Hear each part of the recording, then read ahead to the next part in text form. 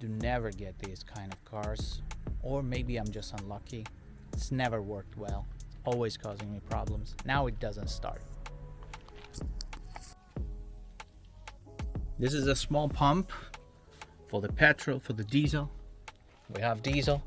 This is a small pump that manually pumps the diesel back into the engine over there onto the engine filter.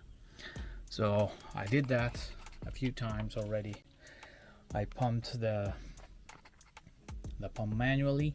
Now I'm just waiting for another person to come here so I can try to start the car while someone is pumping manually over there.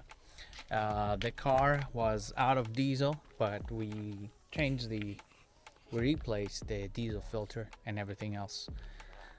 Then it started up easily, no problems.